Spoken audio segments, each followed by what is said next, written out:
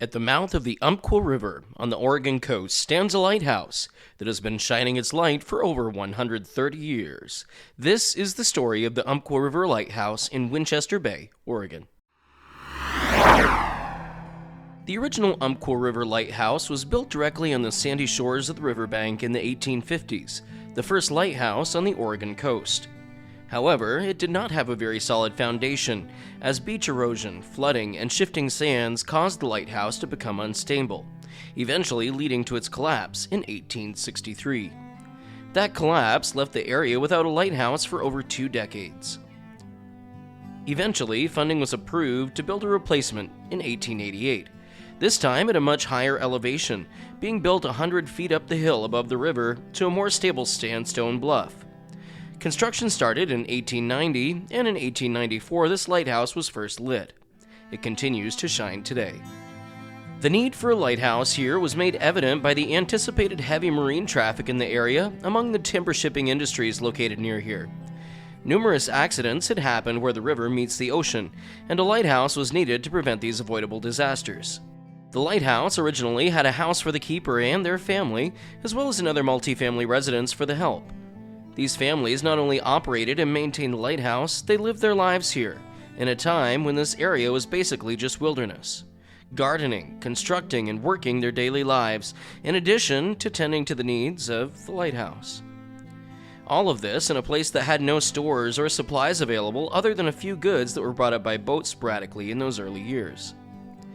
The keepers' residential structures are sadly not here anymore, as they were demolished as they fell into disrepair.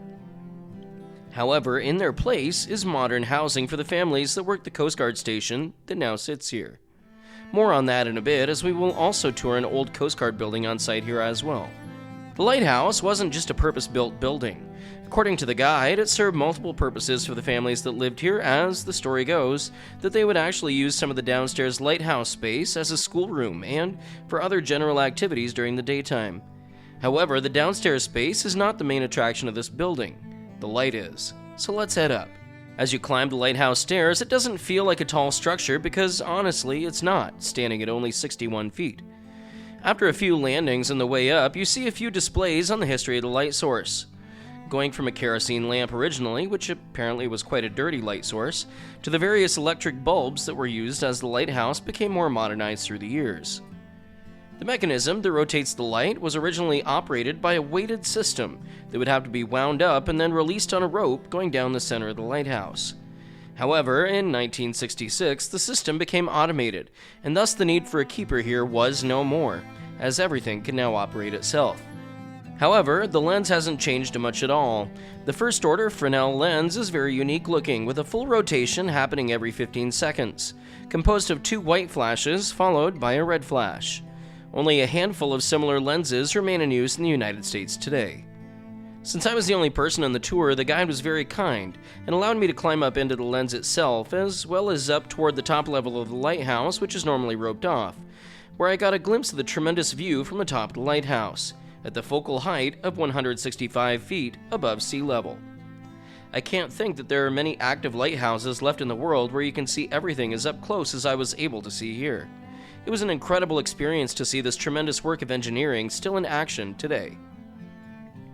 The lighthouse tour actually starts a little bit of a distance off from the lighthouse, with tickets purchased in the gift shop and tours beginning under a little picnic structure. However, next door to that, included in your ticket price, is admission to a little museum dedicated to the history of the lighthouse and some other local history, housed in an original Coast Guard building that was a combined station and barracks built in 1939. It was originally built to support the crews that maintained the lighthouse and patrolled the Umpqua River Bar. Today, the downstairs is set up with museum displays, while the upstairs is preserved to show how the Coast Guard would have lived in the barracks here. During World War II, the Coast Guard station saw an increase in the number of those stationed here, as this would become a key coastal safety readiness station, a life-saving station in time of war, as well as being a coastal defense. One of the old 36-foot motor lifeboats that the Coast Guard used here is on display just outside of the museum, a fascinating boat designed to self-right itself if it flipped in a storm. Another interesting relic to show what life here was like for the Coast Guard members that called this home, and perhaps even holds some similarities for those that still serve here today on modern self-righting vessels. If you're in the area, I can't recommend this place highly enough. Check out the lighthouse, check out the museum, make an afternoon out of it, you won't regret it. We'll see you next time somewhere else down the road.